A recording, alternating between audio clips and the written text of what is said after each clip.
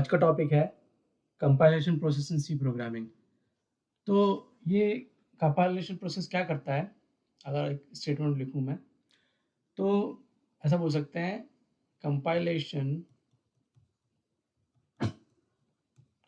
Compilation process converts C program into an executable table file. ये एक online बोल सकती है। ये एक कंपाइलेशन क्या करता है, वो अपने प्रोग्राम को लेगा और सी प्रोग्राम को लेगा और एग्जीक्यूटेबल में कन्वर्ट कर देगा, जिसको आप बाद में रन कर सकते हो। और ऐसा एग्जीक्यूटेबल फाइल थ्रू ऐसा लिख सकते थ्रू सेवरल स्टेप्स, सेवरल और स्टेजेस बोल सकते हो आप, सेवरल स्टेजेस। तो ये कंपाइलेशन प्रोसेस में ऐसा होता है। तो यूजली अभी तक हम लोग क्या करते थे, हम लोग क्या लिख रहे थे अभी तक, हम ऐसा लिखते थे GCC और प्रोग्राम डॉट सी। तो ये क्या करता था, एक हमें एग्जीक्यूटिव बना के देता था ए डॉट आउट बाय डिफॉल्ट। और हमें और इसके अलावा क्या कर सकते थे, अगर हमको ए डॉट आउट नहीं चाहिए, हमको स्पेसिफिक नाम चाहिए एग्जीक्यूटिबल का, तो ऐसा लिखते थे GCC program dot C -o program dot out. तो इससे क्या होता था, हमारा इस नाम की एग्जीक्यूटिव बनता था प्रोग्राम डॉट आउट। अगर हमको स्पेसिफाई करना है, ये स्पेसिफाई कर रहा है तो -o यूज़ करेंगे, स्पेसिफाई नहीं करना है तो by default A dot file बनेगी। तो ऐसा भी तक करते थे, ये एक कमांड देते थे एक लाइन में और ये हमारा एग्जीक्यूटिव बन जाता था। तो इसमें क्या है, जो GCC आपका, ये जो ऐसा लिखते थे GCC जो है, ये क्या है, एक कंपाइलर है सी को प्रोग्राम करने के लिए। और जो आपका जो लिखते थे आप प्रोग्राम डॉट सी, वो आपका सोर्स कोड है, ऐसा बोल सकते हैं। ठीक है, अभी हम देखेंगे बैकग्राउंड में क्या होता है। एक्चुअली हमने GCC को इनपुट में सोर्स कोड दिया या प्रोग्राम फाइल दी और बाद उसने हमको कंपाइल करके एक एग्जीक्यूटेबल जनरेट कर दी, लेकिन बैकग्राउंड में बहुत कुछ होता है, उसी के बारे में आज हम पढ़ेंगे। तो मैं जो टॉपिक है आपका सब टॉपिक वो बोलेंगे, उसको बोलेंगे बैकग्राउंड प्रोसेस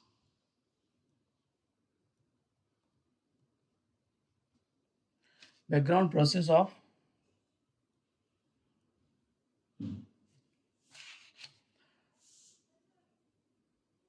बैकग्राउंड प्रोसेस और बोल सकते हैं कंपाइलेशन प्रोसेस। कंपाइलेशन प्रोसेस ये हमारा टॉपिक है अभी का। तो एक सीक्वेंस फॉलो करेंगे हम यहाँ पर। जैसे हमारा सबसे पहले क्या रहता है कंपाइलेशन प्रोसेस में, सबसे पहले फर्स्ट स्टेज पे हमारा इनिशियली हमें एक फाइल होती है, इसको इनिशियली यहाँ पर सोर्स कोड होता है प्रोग्राम का, उसका फाइल ही प्रोग्राम डॉट सी है एज्यूम। ये फर्स्ट स्टेज पे हो गया।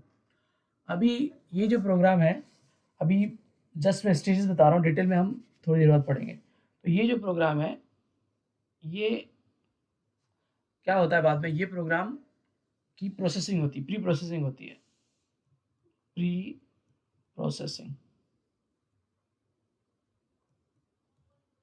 ये प्रोग्राम की फर्स्ट स्टेज है, ये कंपाइलेशन की फर्स्ट स्टेज है, प्री प्रोसेसिंग होगी। प्री प्रोसेसिंग के बाद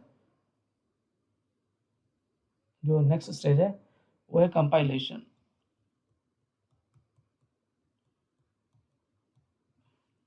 प्री प्रोसेसिंग के बाद कंपाइलेशन है।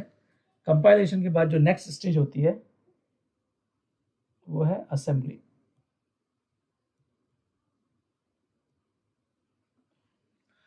असेंबली के बाद जो नेक्स्ट स्टेज होती है वो है लिंकिंग। लिंकिंग होने के बाद हमारा एग्जीक्यूटिबल बनता है। लिंकिंग होने के बाद एग्जीक्यूटिबल बनता है, सब एग्जीक्यूटिबल इज क्रिएटेड, जिसको हम हो सकते हैं ए डॉट आउट बाय डिफॉल्ट या फिर any name dot out, any name dot out. और या फिर AnyName.bin, जो भी आपको नाम देना है, AnyName.bin, bin means for binary, तो ये एग्जीक्यूटिव बनता है।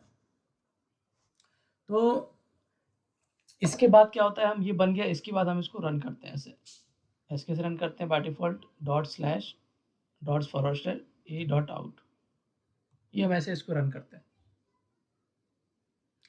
अब वो जो रन करते हैं क्या होता है वो बाद में देखेंगे, लेकिन पहले हम इसकी स्टेजेस डिटेल में पढ़ते हैं। तो ये हमारा स्टार्टिंग कोड में ये सोर्स कोड हो गया, ये हमारा सोर्स कोड है, इस पॉइंट पे बोलेंगे सोर्स कोड है हमारा, ये सोर्स कोड हुआ। अब प्रोसेसिंग में क्या होता है, प्रोसेसिंग जो स्टेज है उसमें प्रोसेसर एक कंपाइलर का पार्ट होता है, प्रोसेसर, ऐसा बोल सकते हैं, compiler has one inbuilt unit called preprocessor,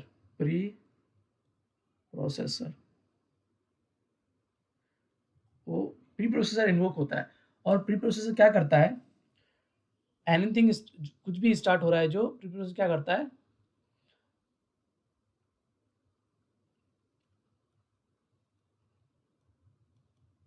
anything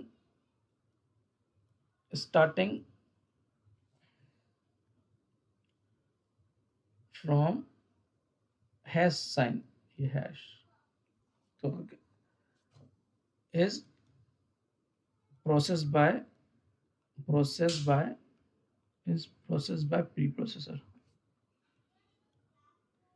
preprocessor करता है। तो हैश से क्या स्टार्ट होता है, हमारा हो गया हैश इंक्लूड करते हैं, इंक्लूड करने के लिए फाइल को हैश इंक्लूड लिखते हैं, तो प्रोसेसर क्या करेगा, जैसे हैश दिखेगा तो हैश इंक्लूड मतलब समझता है वो हेडर फाइल को इंक्लूड करो बाइनरी में, हैश इंक्लूड हो गया। हैश डिफाइन है, अभी तक हम नेक्स्ट क्लास पढ़ेंगे हैश डिफाइन, और हैश अनडेफ जो भी है, अनडेफ ऐसा। तो जो भी जिसके स्टार्टिंग में हैश आ रहा है वो प्री प्रोसेसर उसको प्रोसेस करेगा। तो अब जब हम इंक्लूड करते हैं हेडर फाइल ऐसा, हैश इंक्लूड stdio.h, तो प्री प्रोसेसर क्या करता है यहाँ पर, ये क्या करेगा pre processor, it brings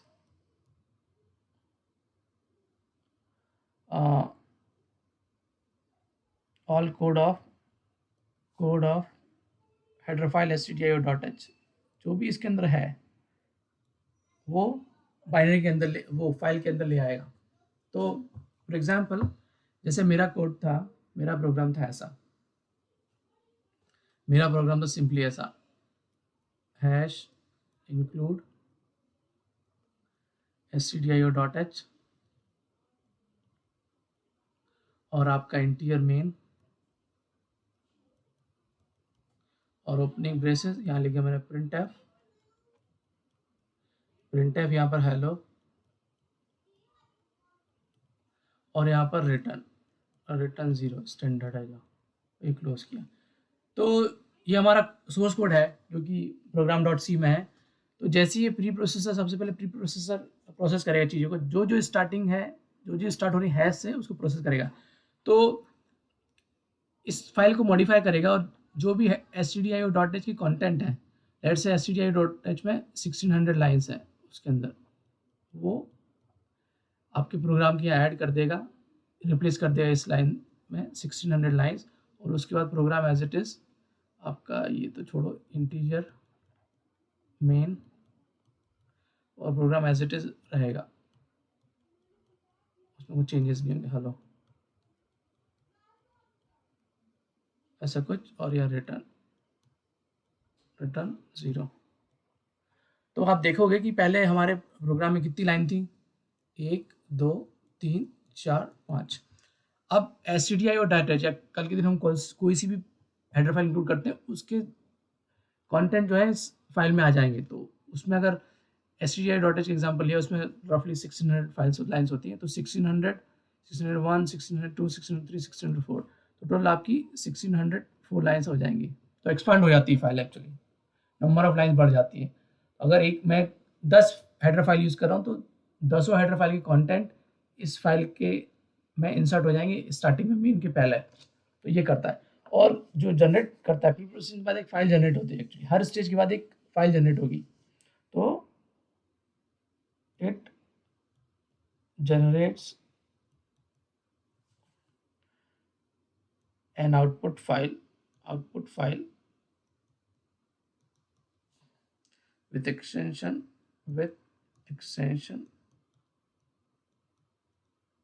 dot I की फाइल जनरेट करेगा। डॉट आई से आप समझ जाओगे कि भाई ये जो है प्री प्रोसेस फाइल है, ठीक है। अब होता है कंपाइलेशन। तो कंपाइलेशन में क्या करता है, कंपाइलेशन ये जो स्टेज है, मैं एक लाइन दे रहा हूँ यहाँ पर, ब्लैंक लाइन ताकि सही दिखे। कंपाइलेशन क्या करता है, कंपाइलेशन क्या करता है, जो भी कोड है पूरा it converts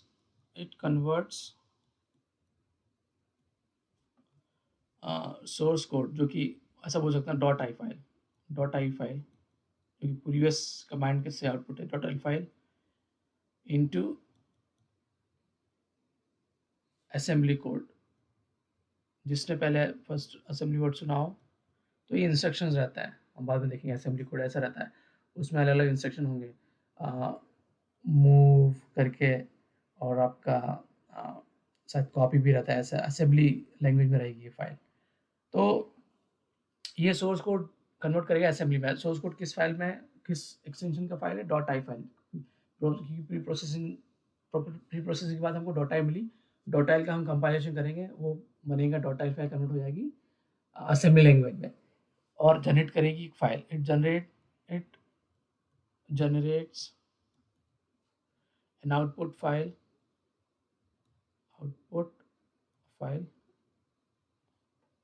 with extension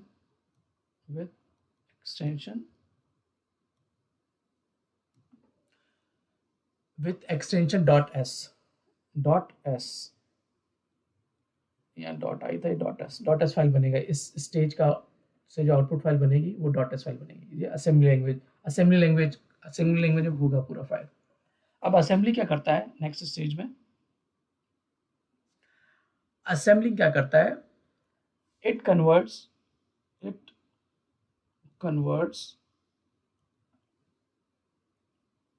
assembly code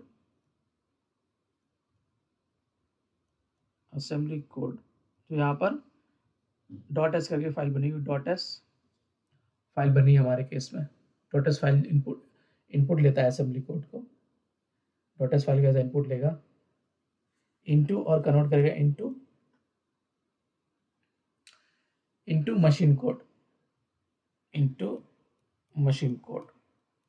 machine code का एक्सटेंशन होगा डॉट नॉट जीरो।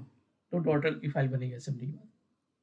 अभी लिंकिंग जो होगी स्टेज, उसमें क्या होगा, इट क्या करता है, इट लिंकिंग में क्या होगा, इट लिंक्स ऑब्जेक्ट फाइल और इसी को मशीन कोड बोलते हैं। Machine code it links with this with standard libraries।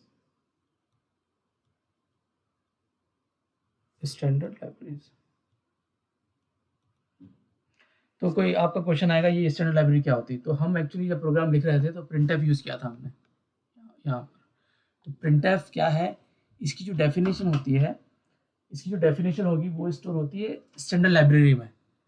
तो लिंकर क्या करता है, स्टैंडर्ड लाइब्रेरी में जो फंक्शन है उसकी कॉपी उठा के इसके अंदर लिंक कर देगा, एक्चुअली उसका रेफरेंस दे देगा। कॉपी उसका डेफिनेशन बाइनरी के अंदर नहीं आएगा, उसका रेफरेंस रहेगा। तो रन टाइम जब हम रन करेंगे एग्जीक्यूटेबल को, तो वो जो लाइब्रेरी है जिसके अंदर प्रिंटफ फंक्शन डेफिनेशन है उसको रेफरेंस करेगा प्रोग्राम, और मेमोरी के अंदर जो भी लोकेशन होगी वहाँ से एग्जीक्यूट करना स्टार्ट करेगा। रिमेंबर, ये जो printf का कोड है वो बाइनरी का पार्ट नहीं बनेगा एक्चुअली, वो रेफरेंस करेगा बस लिंकिंग में। तो लिंकिंग के बाद बाइनरी को जो बनेगा फाइल, उसको पता रहेगा कि ये फाइल की डिपेंडेंसी इस लाइब्रेरी के ऊपर है। तो ये इनपुट में क्या दिया हमने, इनपुट में दिया था .2।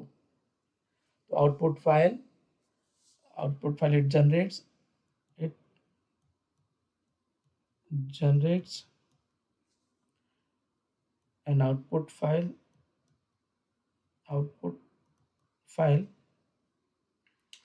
with extension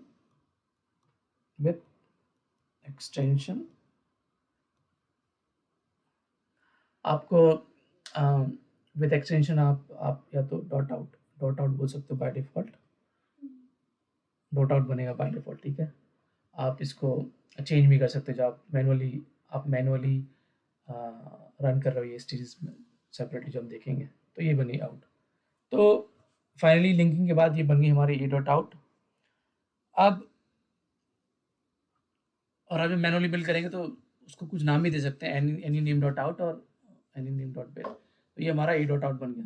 तो अब हम रन कर रहे हैं इसको यहाँ पर, ये we are executing the binary. ये क्या कर रहे हैं हम लोग यहाँ पर, एग्जीक्यूट द बाइनरी ना। तो जब एग्जीक्यूट करते हैं तो क्या होता है वो दिखाता हूँ।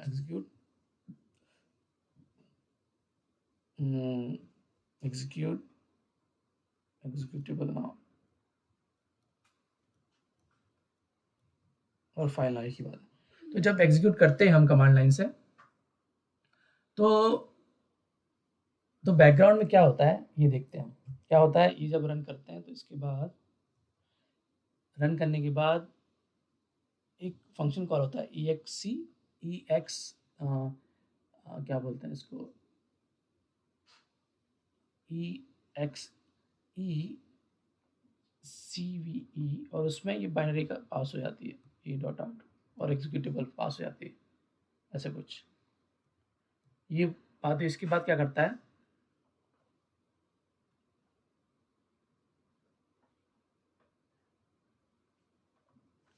इसके बाद क्या होगा, ये जब ये इसको हमने फाइल दी, इसके बाद कर्नल क्या करेगा, इसको जो कर्नल है लिनक्स में, colonel will read the executable, जो कि यहाँ पर ए डॉट आउट है, उसको रीड करेगा, और and will perform few validation। मतलब बाइनरी हम रन करने वाले हैं, लेकिन उसके पहले बैकग्राउंड में क्या होता है, बहुत सारे वैलिडेशन होते हैं जो कर्नल करता है, वो हम देखेंगे कौन कौन से वैलिडेशन करता है। तो क्या करता है कर्नल, हेडर चेक करता है, checks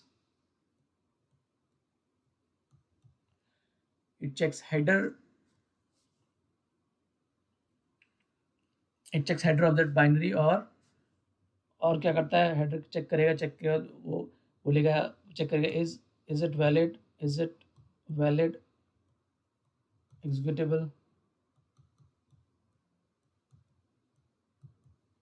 वैलिड है कि नहीं, और चेक करेगा is it ELF file format.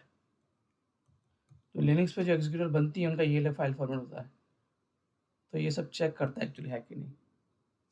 और चेक्स फॉर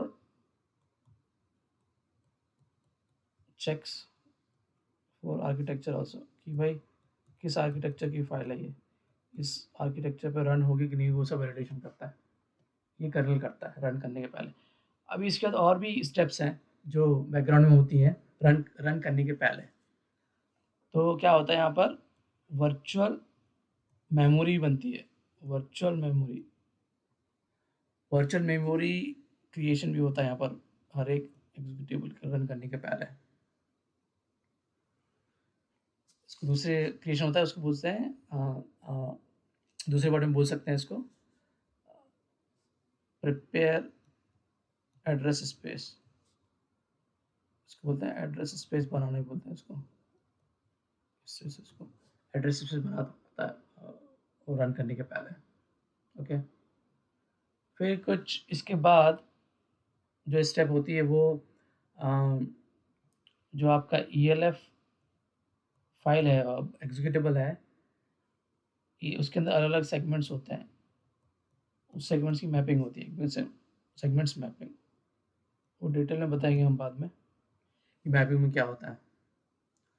उसके बाद ये एग्जीक्यूटेबल अगर किसी लाइब्रेरी पर डिपेंडेंट है, जैसे मैंने बोला था कि प्रिंटफ फंक्शन यूज हो रहा है एग्जीक्यूटेबल के अंदर जो प्रिंट कर रहा है मैसेज कंसोल पे, तो वो बिलोंग करता है एक सी की लाइब्रेरी है libc.so.6।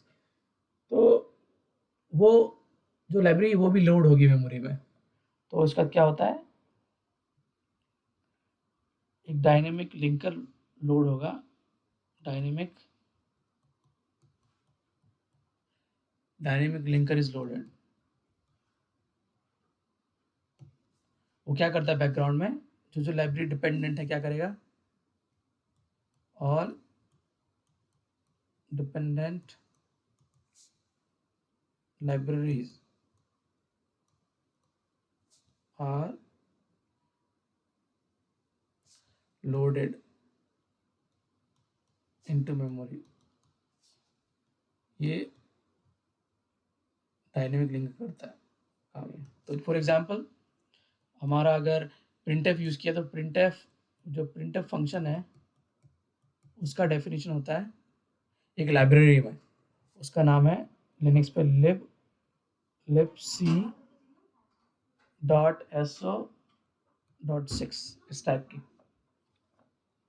तो ये आपका ये लोड हुई, और भी अगर फाइल है तो वो लोड हो जाएगी एक्चुअली। इसके बाद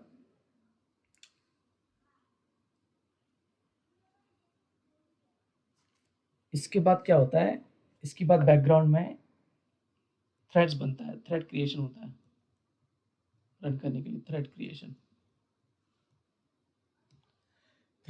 के बाद क्या होगा कि थ्रेड क्रिएशन फॉर एग्जीक्यूशन, अब ये रेडी रन करने वाला है फॉर एग्जीक्यूशन, एग्जीक्यूट करने के पहले थ्रेड क्रिएट होगा उस बाइनरी के लिए। तो बाइनरी के अंदर एक बोल सकते हैं एक सिंबल होगा अंडरस्कोर स्टार्ट, START। यहाँ से बाइनरी एग्जीक्यूट होना स्टार्ट हो जाती है। ये स्टार्ट क्या करता है,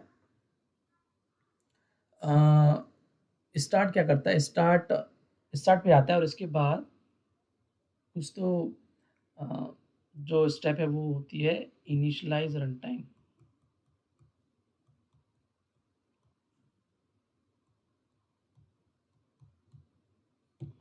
इनिशियलाइज रन टाइम के बाद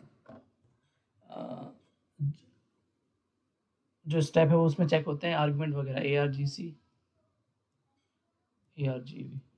ये एक्चुअली ये चेक करता है कि बाइनरी हम रन कर रहे हैं उसमें कुछ आर्गुमेंट वगैरह दे रहे हैं क्या। ये ARGV हमने पढ़ा नहीं है, नेक्स्ट क्लासेस में पढ़ेंगे। तो ये ARGV वैलिडेशन होता है या प्रिपेयर होते हैं, चेक होते हैं यहाँ पर, ये इनिशियलाइज होने के बाद होता है। इसके बाद क्या होता है, इसके बाद इन्वायरमेंट प्रिपेयर होता है, इन्वायरमेंट प्रिपरेशन। इसमें क्या होता है हम डिटेल में बाद में देखेंगे, कभी डिटेल में नहीं जाऊँगा।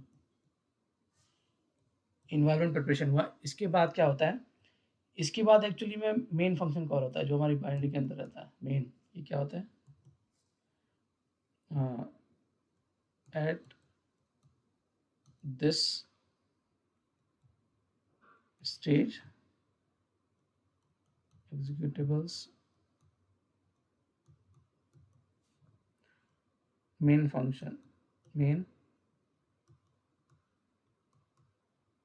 functions starts। तो इसके बाद मेन फंक्शन रन हो जाता है और आपका प्रोग्राम कंटिन्यू हो जाता है यहाँ से। तो मेन जब रन करते हैं तो मेन में हम सबसे पहले तो प्रिंटफ है, तो मेन जब एग्जीक्यूट करते हैं तो उसके अंदर दिखता है कि फंक्शन है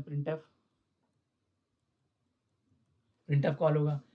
प्रिंटफ क्या करेगा, प्रिंटफ के अंदर जो भी लिखा है आपने डबल कोट्स के अंदर, वो एक्चुअली ना, वो जो भी लिखा है उसको कर्नल हैंडल करेगा, कर्नल के पास जाएगा और कर्नल उसको टर्मिनल पे दिखा देगा, टर्मिनल को दिखा देगा। ठीक है, ये लाइब्रेरी का फंक्शन है।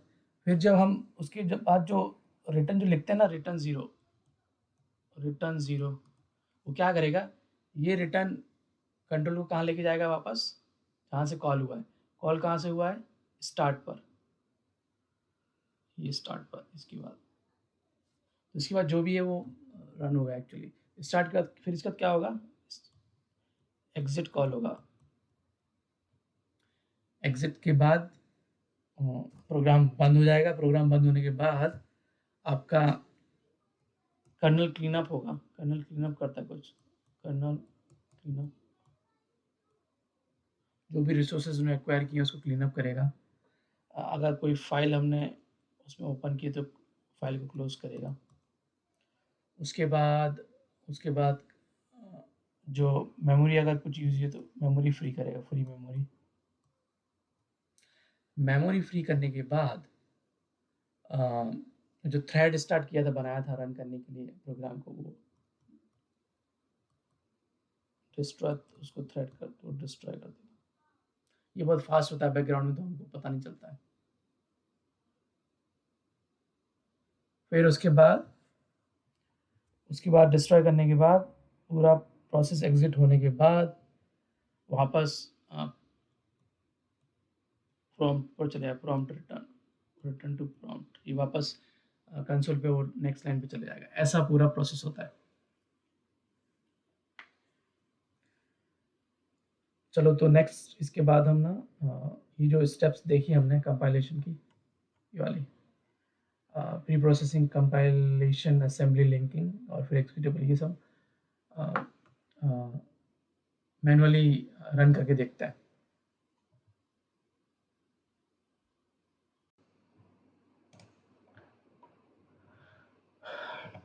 अभी शेयर करता हूँ मैं स्क्रीन फिर से।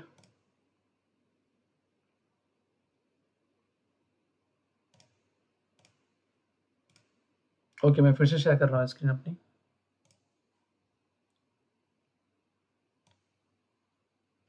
ओके, तो हम प्रोग्राम बना रहे थे। ओके, यहाँ पर था। तो मैं क्या बोल रहा था, जब जीसीसी प्रोग्राम डॉट सी करते हो तो बाय डिफॉल्ट एक फाइल बनती है a.out।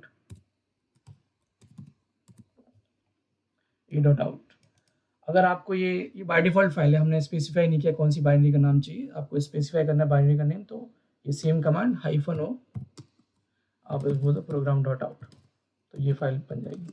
तो दो फाइल दिखाएगा, ये पुरानी वाली और ये नई वाली। दोनों वाले को साइज सेम है क्योंकि सेम ही कोड है दोनों के अंदर। आप कोई भी रन करोगे काम हो जाएगा। तो मैं डिलीट कर देता हूँ a.out पुरानी वाली को, कन्फ्यूजन क्रिएट करेगा। rm जस्ट रिमूव a.out, ये डिलीट कर दी मैंने। तो अब ये बाइनरी बनी। तो बैकग्राउंड में बहुत कुछ हुआ, मैंने बताया कि बहुत कुछ होता है कि वैलिडेशन होता है, फिर वर्चुअल मेमोरी स्पेस बनता है, उसके बाद स्टार्ट पे जाता है, स्टार्ट के बाद फिर मेन से स्टार्ट होता है प्रोग्राम। तो अब वो ये जो फाइनल बाइनरी बन गई, हम स्टेप बाय स्टेप बिल्ड करेंगे इसको। तो अभी मैं इसको डिलीट कर देता हूँ, प्रोग्राम डॉट आउट। ठीक है, क्लियर स्क्रीन किया। तो इस फाइल में अभी इस फोल्डर में सिर्फ प्रोग्राम डॉट सी है। तो सबसे पहली स्टेप क्या थी, प्री प्रोसेसिंग। तो प्री प्रोसेसिंग के आपको प्री प्रोसेसिंग वाली फाइल खुद से बना के देखना है कैसी फाइल लिखती है। तो उसकी भी कमांड है एक्चुअली, जीसीसी कंपाइलर का यूज़ होगा उसमें, -e program dot C -o program dot I extension होता है प्री प्रोसेसिंग के बाद जो फाइल बनती है। तो अब मैनुअली बना के दिखा रहा हूँ मैं एंटर किया तो ये फाइल बनी होगी प्रोग्राम डॉट आई। ये देखो फाइल बनी। अब आप नोटिस करना कि प्रोग्राम डॉट सी जो फाइल है, प्रशांत दिख रहा है आपको? यस बोलो चैट में, बाकी लोग को तो दिख रहा है।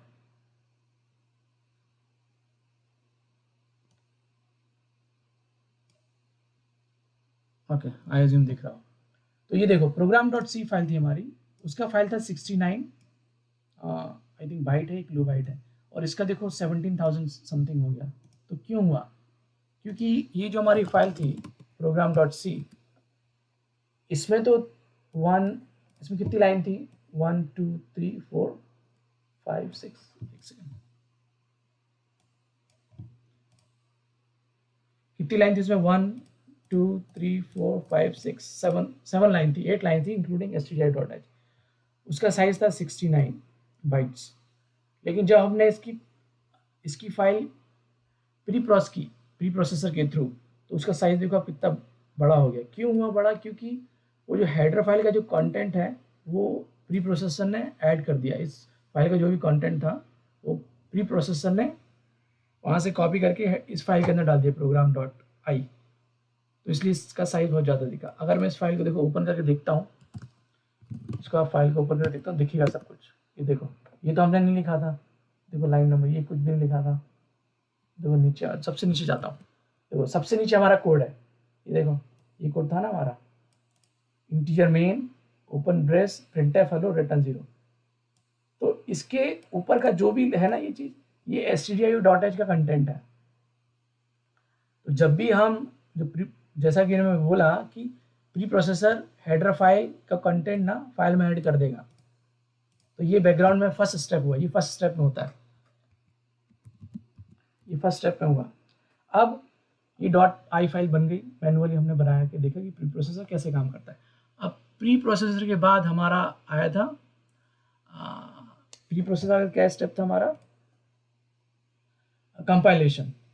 कंपाइल क्या करता है? कंपाइलेशन में क्या होता है, डॉट आई जो फाइल है जो कि प्री प्रोसेसर से जनरेट हुई है, वो कंपाइल करके असेंबली लैंग्वेज कोड बनाता है डॉट एस में। तो अभी इसको नेक्स्ट स्टेप में मैनुअली बिल्ड करते हैं। इनपुट के लिए हमारे पास प्रोग्राम डॉट आई है, तो फिर से जीसीसी यूज़ करेंगे, जीसीसी और -s फ्लैग पास करना पड़ता है कंपाइलेशन के लिए। इसको कंपाइल करो, इनपुट फाइल क्या है? प्रोग्राम डॉट आई, ये हमारी ऑलरेडी फाइल है। डॉट सी नहीं देना है हमें, जो प्री प्रोसेसर ने बनाई वो फाइल देना है इसको इनपुट, ये बनी। और -o प्रोग्राम डॉट एस, जो कंपाइलेशन की फाइल जो बनती है डॉट एस एक्सटेंशन होता है उसका, स्टैंडर्ड है, इसलिए डॉट एस लिखा हूँ। मैं दूसरा भी नाम दे सकता हूँ लेकिन अवॉइड करना है, स्टैंडर्ड है। तो मैं एंटर किया, देखो क्या हो, एक और फाइल बनी हुई है प्रोग्राम डॉट एस करके, देखो प्रोग्राम डॉट एस। अब आप देखोगे प्रोग्राम डॉट सी 69 बाइट का था, ये 17,000 का था, और ये फिर से छोटी हो गई, ये फिर से छोटी, क्योंकि उसको कंपाइलर ने उसको ना कंपाइल कर दिया, कन्वर्ट कर दिया एक्चुअली इंस्ट्रक्शंस में, इसलिए छोटी हो गई वो। तो इसके अगर इंस्ट्रक्शन देखो मैं क्या था इसके अंदर, प्रोग्राम डॉट एस, तो देखो आप ये देखो ये असेंबली लैंग्वेज है, push Q, move Q, lead Q, call, move L, ये असेंबली लैंग्वेज है। देखो आप यहाँ से देखो मेन स्टार्ट हो रहा है, और इसमें बहुत कुछ रहेगा, बहुत आप असेंबली लैंग्वेज जिसको आती है वही समझ पाएगा। तो ये सब बैकग्राउंड में हुआ देखो, और ये तो बता भी रहा है ये जो फाइल है Ubuntu 11 से बिल्ड हुई है, और उसका 22.04.03 वर्जन है, और ये जीसीसी कंपाइलर का यूज़ करके बिल्ड हुई है ये फाइल, और इसका कोड आएगा, इसकी डिटेल में नहीं जाएंगे। देखो यहाँ देखो ये दिखा है हेलो, फाइल का नाम बोल रहा है ये प्रोग्राम डॉट सी से बनी है ये फाइल, और उसमें कुछ तो हेलो करके कुछ स्ट्रिंग यूज़ हो रही है। तो हम डिटेल में नहीं जाएंगे कैसे होता है, लेकिन ये असेंबली लैंग्वेज है। तो जो भी कोड था वो असेंबली लैंग्वेज में कन्वर्ट हो गया। अब असेंबली लैंग्वेज में कन्वर्ट होने के बाद अब अपन इसको क्या करेंगे, अब नेक्स्ट स्टेप क्या था हमारा, लिंकिंग। लिंकिंग में क्या करेंगे, जो नो कंपाइलेशन से असेंबली बनी, असेंबली इनपुट है हमारे पास, अब डॉट एस फाइल है, अब उसको असेंबलर के पास देंगे। असेंबलर क्या करेगा, जो असेंबली लैंग्वेज है उसको ऑब्जेक्ट फाइल में कन्वर्ट करेगा, ऑब्जेक्ट मतलब ऑब्जेक्ट फाइल मीन्स 0-1 फॉर्मेट में, बाइनरी फॉर्मेट में। तो इसको कन्वर्ट करने के लिए फिर से यूज करूंगा GCC-C मीन्स कंपाइल program.s। अब असेंबली लैंग्वेज की फाइल को कंपाइल करो और -o एक ऑब्जेक्ट फाइल बनाओ program.o। देखते हैं कंपाइल हुई क्या। अब देखो एक और नई फाइल दिखेगी यहाँ पर, ये देखो। तो सबसे पहले ये बनी, फिर ये बनी, फिर ये बनी, फाइल सबका अलग अलग है। ये हमारी ऑब्जेक्ट फाइल बनी, ये बाइनरी फाइल है एक्चुअली। इसको आप देखोगे program.o तो सब आपको सब गार्बेज दिखेगा, 0101 है। वो एक्चुअली एडिटर कन्वर्ट करके दिखा रहे हैं सिंबल में, लेकिन इंटरनली ये 0101 है। और ये बाइनरी फाइल मैंने बोला था ELF फाइल फॉर्मेट होता है, देखो स्टार्टिंग में दिखेगा आपको ELF। तो इसे समझना है आपको, ये लिनक्स की बाइनरी फाइल है, लिनक्स की बाइनरी फाइल है। आपको ELF दिखता है तो थोड़ा बहुत काम का दिखेगा कि भाई ये उबंटू से जनरेट हुई है, उसके अंदर कुछ हेलो है, बाकी आपको समझ में नहीं आएगा। तो इससे बाहर जाता हूँ मैं। ये हमारी बन गई ऑब्जेक्ट फाइल। ऑब्जेक्ट फाइल बनने के बाद असेंबलर ने बना दी ऑब्जेक्ट फाइल, यहाँ पर है अभी। ये बनने के बाद अब कहाँ पर आएंगे, लिंकिंग पे। तो लिंकिंग कैसे होती है, लिंकिंग के लिए क्या कमांड यूज करना है, लिंकिंग के यूज करना है GCC, और आपका इनपुट क्या देना है GCC को, program.o ऑब्जेक्ट फाइल जो प्रीवियस कमांड के आउटपुट से बनी। और इसको आप फिर से .o बनाओगे, a.out। और आप कोई नोटिस करेगा यहाँ भी .o दे रहा है, यहाँ भी .o दे रहा है, क्योंकि ये भी बाइनरी है, ये भी बाइनरी है। तो उनमें डिफरेंस क्या है मैं आपको बताऊंगा। ये जो बाइनरी है, ये है तो बाइनरी 0-1 के फॉर्मेट में है, लेकिन एग्जीक्यूटेबल नहीं है, एग्जीक्यूट नहीं होगी ये फाइल, आप रन नहीं कर सकते। और a.out भी बाइनरी है, बट इसको रन कर सकते हैं, क्योंकि इसके अंदर ये जो यहाँ पर लिंकिंग हुई, इसके अंदर क्या हुआ, जो printf हमने ऐड किया स्टेटमेंट, उस फंक्शन की भी कोड है इसके अंदर। तो उसको पता है printf के अंदर कोड है जो भी जिससे टर्मिनल पे प्रिंट होता है, वो है कोड इसके अंदर। तो इसलिए लिंकिंग के बाद ही जो बाइनरी फाइल बनती है वही एग्जीक्यूटेबल होती है, a.out। तो ये a.out बनी, ये फाइल बाइनरी बन गई। अब इस बाइनरी की डिटेल चेक करना है मुझे, तो पहले भी शायद मैंने बताया है कि अब फाइल एक कमांड है, उसमें पास करोगे तो बताएगा कुछ डिटेल्स। तो देखो आप ये बोल रहा है जो बाइनरी है ये ELF फाइल फॉर्मेट की है, मतलब लिनक्स की बाइनरी है, और ये 64 बिट आर्किटेक्चर से बनी है, 64 बिट आर्किटेक्चर का यूज़ करके बनी है। और ये एग्जीक्यूटेबल है। और ये कैसे कैसे बनी देखो। अब देखो a.out जो बनी ना, वो लिंकिंग के बाद बनी, राइट। तो इस फाइल के अंदर रेफरेंस भी रहेगा, जिसके ऊपर ये बाइनरी फाइल डिपेंडेंट है, लाइब्रेरी और बाइनरी डिपेंडेंट। देखो एसओ फाइल, लिनक्स में इसको लाइब्रेरी बोलते हैं, .so मीन्स लाइब्रेरी को बोलता है, एक्सटेंशन है .so।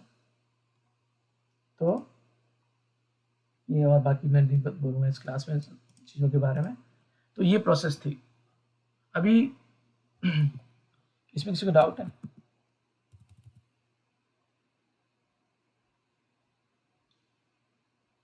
ओके, इसको और अपन इसका पोस्टमार्टम करते हैं बाइनरी का जो, और एग्जीक्यूटेबल का। देखो program.out ये भी बाइनरी है और ये भी बाइनरी है, बट a.out को मैं एग्जीक्यूटेबल बोला क्योंकि वो एग्जीक्यूट हो सकती है। program.o एग्जीक्यूट नहीं होगी। देखो क्या होता है, क्या रन करते हैं इसको, program डॉट परमिशन देना है, अब रन नहीं, चलो परमिशन देता हूँ मैं। परमिशन कैसे देते हैं ये तो नहीं बताया मैंने, लेकिन अभी आप देख लो कि इससे परमिशन देते हैं। ये परमिशन दिया मैंने, मैं रन करके देखता हूँ बाइनरी क्या होता है। देखो क्या बोलता है, ये एग्जीक्यूटेबल बाइनरी फाइल नहीं है। ये बाइनरी तो है क्योंकि इसके अंदर सब 1 और 0 के फॉर्मेट में बाइनरी, लेकिन ये है, आप इसको रन करोगे a.out को तो रन हो जाएगी क्योंकि वो एग्जीक्यूटेबल है। ठीक है, अब मैं इनको और इस फाइल का, बाइनरी फाइल का मैं पोस्टमार्टम करता हूँ और चेक करते हैं इसके अंदर क्या क्या है। तो एक कमांड है nm लिनक्स में, और उसको पास करोगे आपकी बाइनरी, तो बताएगा कि इसके अंदर क्या क्या है, क्या क्या यूज़ किया है। देखो ये आप यहाँ किया, नहीं यहाँ से स्टार्ट किया, तो बाकी सब कुछ तो अभी नहीं समझाऊंगा मैं आपको समझ में भी नहीं आएगा। ये देखो मैं बोला था ना स्टार्ट होता है, मैं यहाँ पर एग्जांपल दिया था हम लोग को, एक बाइनरी के अंदर स्टार्ट होता है अंडरस्कोर वो होना चाहिए, उसके बाद वो स्टार्ट के बाद इनिशियलाइजेशन होता है और उसके बाद फिर बाद में आके मेन कॉल होता है। तो पहले स्टार्ट कॉल होता है, स्टार्ट होता ही है एग्जीक्यूटेबल में, नहीं तो रन नहीं हुआ एक्चुअली। तो देखो स्टार्ट तो है बट मेन किधर है, देखो मेन भी है। तो पहले स्टार्ट कॉल दिखता है बाइनरी में, एग्जीक्यूटेबल में, फिर मेन देखता है, मेन से रन होता है स्टार्ट। और ये चीज़ अगर सेम मैं इसमें देखूंगा nm प्रोग्राम डॉट ओ में जो अपना ऑब्जेक्ट फाइल थी, देखो उसमें क्या हुआ, देखो उसमें क्या किया इसने, मेन तो दिया उसने लेकिन स्टार्ट नहीं है। तो हम ये कह सकते हैं जो एग्जीक्यूटेबल होती है उसमें स्टार्ट रहता है और मेन दोनों रहता है, और जो नॉर्मल बाइनरी रहेगी जैसे ये है जो कि एग्जीक्यूटेबल नहीं है, उसमें आप मेन दिखेगा, बाकी भी दिखेगा लेकिन स्टार्ट नहीं दिखेगा, बिना स्टार्ट के आप रन एग्जीक्यूट नहीं होगी एग्जीक्यूटेबल। तो देखो ये अभी मैं इसको क्लियर करता हूँ और मैं nm पे जाता हूँ, nm डॉट आउट। मैं क्या बोल रहा था, ये स्टार्ट है, पहले यहाँ जाता है या फिर मेन है इधर जाता है, कंट्रोल ऐसे रन होता है, ठीक है। अब और आप देखो प्रिंटफ कहाँ गए, प्रिंटफ भी तो फंक्शन है, प्रिंटफ भी होगा यहाँ पर, आपने प्रिंटफ यूज किया है, प्रिंटफ किधर गया, प्रिंटफ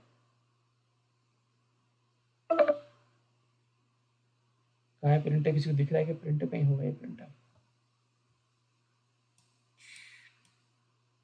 क्यों नहीं है, दिख रहा है किसी को प्रिंटफ तो होना चाहिए था, प्रिंटफ हमने यूज किया है।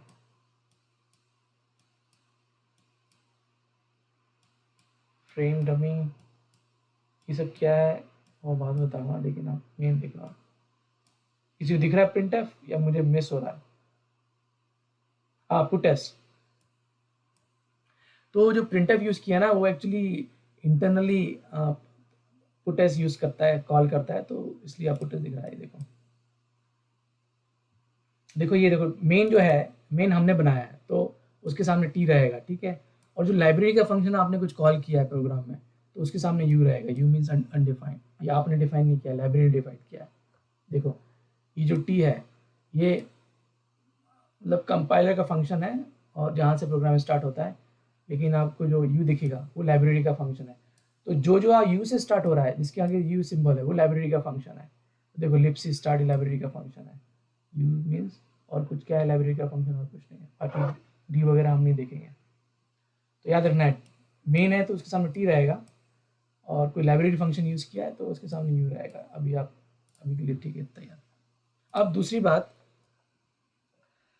तो एक चीज़ और बताना भूल गया मैं, तो ये जो बाइनरी रहती है, ये जो सॉरी एग्जीक्यूटेबल बोलना चाहिए आपसे, आप लोग कुछ समझता है डिफरेंस ऑफ एग्जीक्यूटेबल क्या है बाइनरी क्या है नाम इज। तो let's say A dot out है, ये हमारी एग्जीक्यूटेबल है,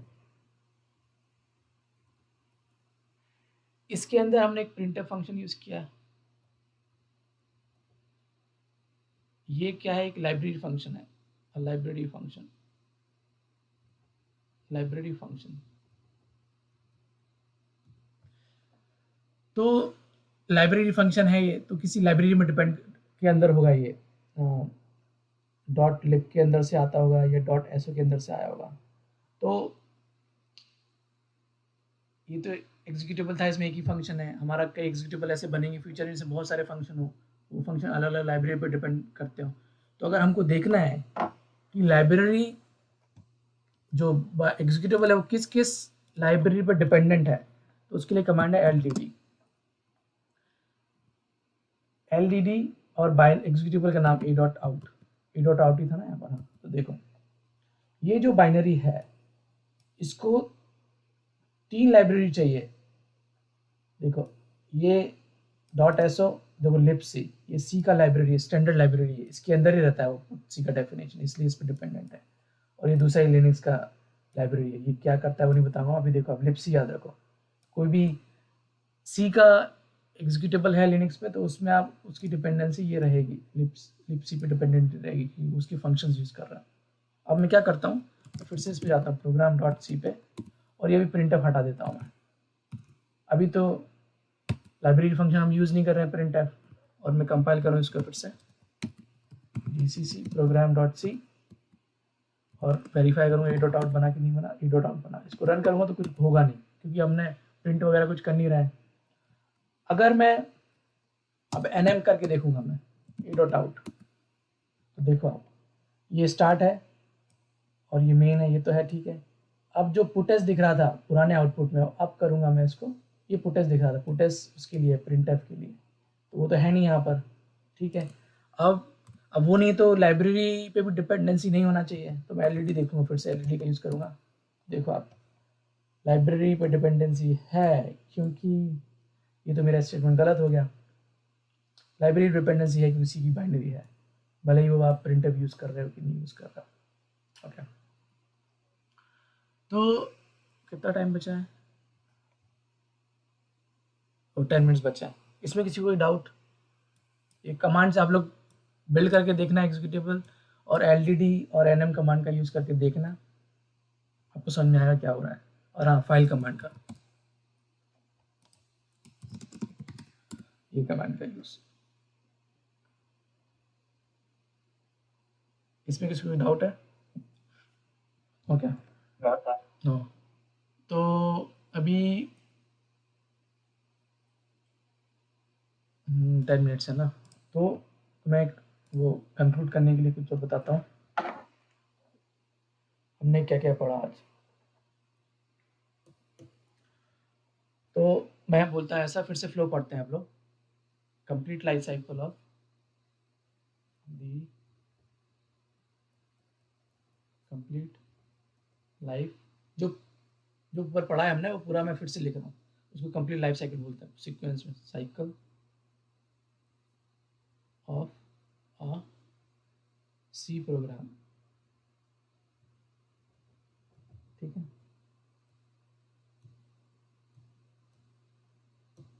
तो सबसे पहले क्या था, हमारा सोर्स फाइल था program.c, ठीक है। program.c हमने दिया जीसीसी कंपाइलर को इनपुट में दिया। तो जीसीसी कंपाइलर क्या बनता है, एक एग्जीक्यूटेबल बनाता है।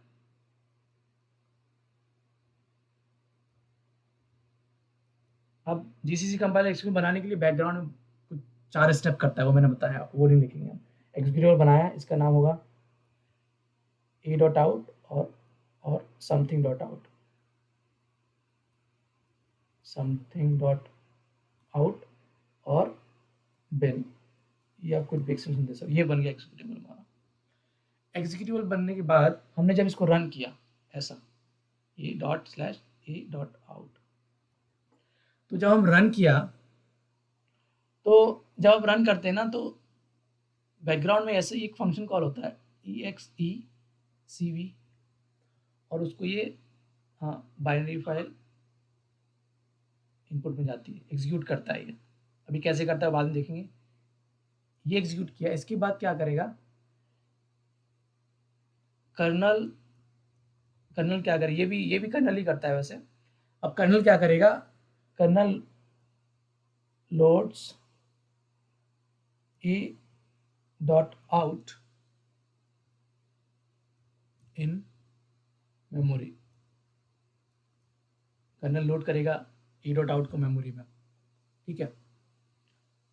जैसे ही लोड करेगा उसके बाद ना, हाँ, कर्नल क्रिएट्स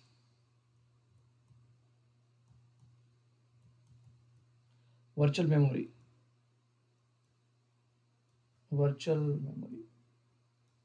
ये जो वर्चुअल मेमोरी है ये रैम के अंदर नहीं बनती, याद रखना, ये वर्चुअल मेमोरी नहीं बनती, जब मैपिंग होती तब बनती है बाद में, अभी नहीं बनेगी। ये रैम के अंदर नहीं बनेगी वर्चुअल मेमोरी, ये वर्चुअल मेमोरी बनी। फिर उसके बाद होता है मैपिंग। मैपिंग मीन्स ये क्या करता है, मैं डिटेल में नेक्स्ट क्लास बताऊँ। विच कोड गोज वेयर, कौन सा कोड कहाँ जाएगा, ये कुछ मैपिंग में डिसाइड होता है, डिटेल में बाद में पढ़ेंगे। इसके बाद ये मैपिंग हो गई, इसके बाद ना डायनेमिक लाइब्रेरीज आर लोडेड। तो कौन कौन सी लाइब्रेरी थी हमारे एग्जाम्पल में? एक तो था glibc.so, और कौन कौन सी थी वो जो जरूरत चाहिए, जिसकी जरूरत है जब हम रन करते हैं तो? कहाँ गया वो? हाँ, libc.so, लिनक्स की XYZ, लिनक्स की 2 SO फाइल, और हम ऐसा ले सकते हैं। और कौन सी लोड होती है?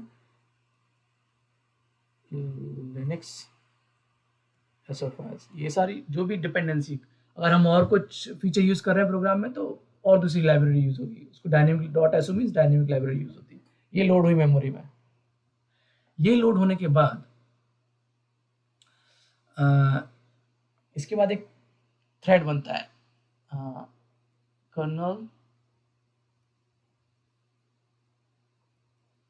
creates a main thread। एक थ्रेड बनता है, जब भी प्रोग्राम रन होता है वो थ्रेड के अंदर रन होता है। यहाँ पर मेन है तो एक थ्रेड बनेगा, मेन थ्रेड बनाएगा, उसके अंदर रन होगा। अब ये रन करने के पहले थ्रेड जैसी बनेगा, उसके बाद क्या है, जो कर्नल है ना, कर्नल विल लुक फॉर